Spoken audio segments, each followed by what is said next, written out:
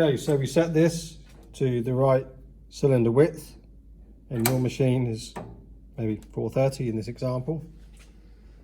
Then we lift our cylinder and we place it into the hole. This control here will bring this clamp and this clamp down to lock the cylinder into place. The cylinder will spin freely. When we apply the tape, we want it to run freely, but when we mount the plates, we don't want it to run so freely. So we have a switch here, and that puts some pressure under a brake to make this stiffer to rotate. So for now, I'm just going to run without that. So the first thing I do is I look for my magnet on the cylinder, and then I go past the magnet to the next line. There are two lines 180 degrees from each other, but I choose to put the magnet there and use this line here. I then bring my double-sided tape up, I go over the line,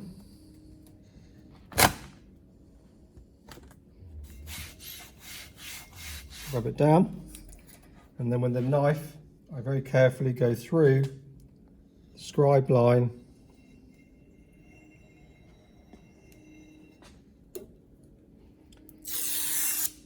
remove the tape,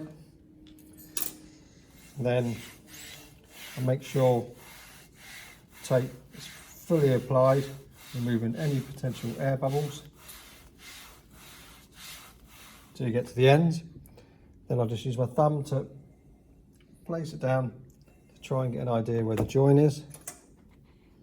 And I'm just lifting the tape to look for that scribe line. I place the knife through, back onto the scribe line, and I follow through. Very slowly and gently, light pressure, all the way through. Remove the tape there.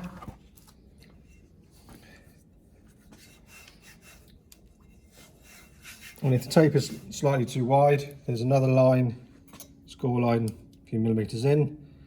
You can follow that.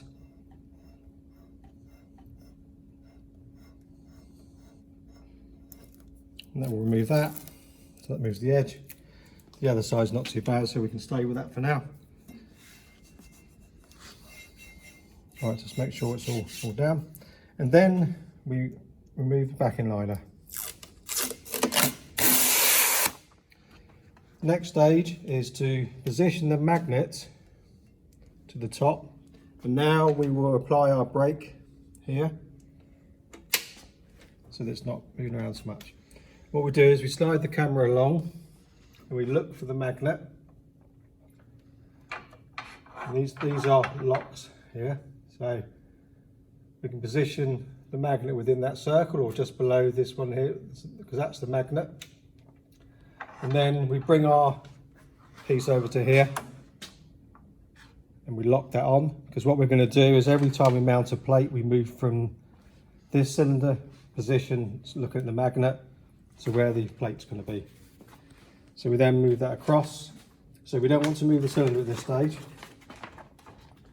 So we place a liner to cover most of the front there, because what we're going to do now is we're going to grab our first plate.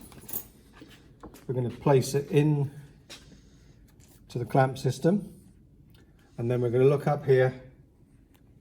So if you had a narrower plate, you want to mark the middle of your plate, mark the middle of the cylinder and get it in the right place.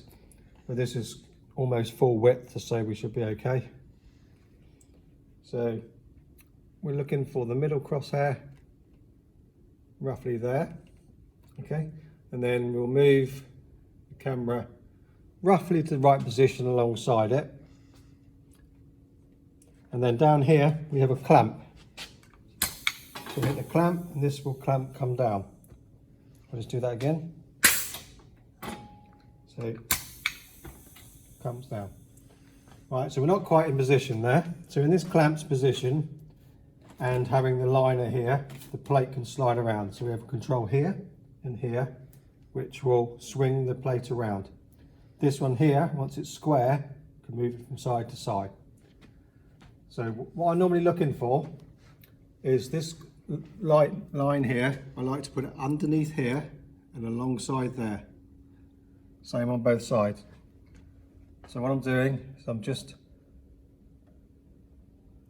bringing it just below, and on the other side, same again.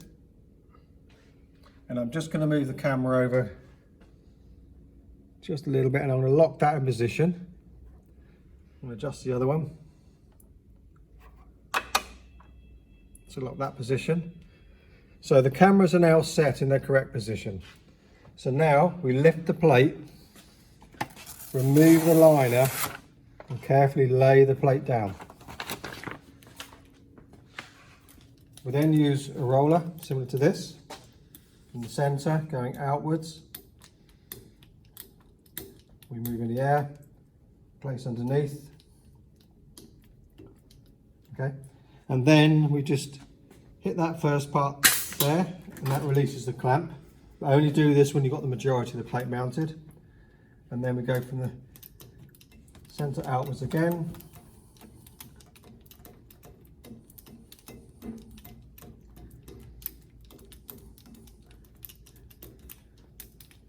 Just go across like that. And then we can check our crosshairs at the end of the plate to make sure they're the same. It's good. That's good. So that's how you set up your first plate. But once all the cameras are set, and if you've already got tape mounted, place your cylinder in, clamp it to place, lock it down there, and move this across, set this back up to that magnet, because that was already locked in that position. So and then go back to that position, which is the left-hand camera position. Grab our next plate. Just before we place it on, we must remember to put our liner on. Feed the plate in. So to get ready to, so fingers on here so you can ready to slide it around. So just roughly line it up again. Clamp it in place. Make the adjustments to controls, and then we've got a cross register control here. That will move it sideways.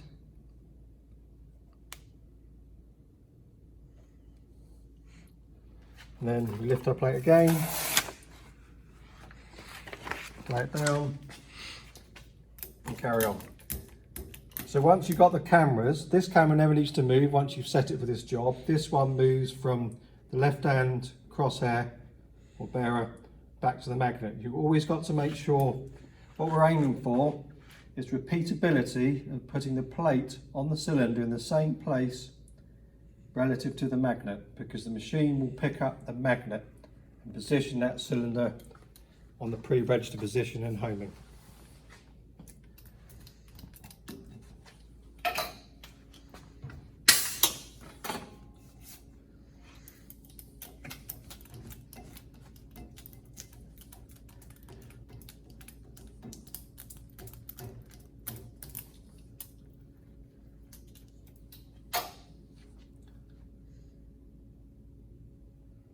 Okay there, that's okay there.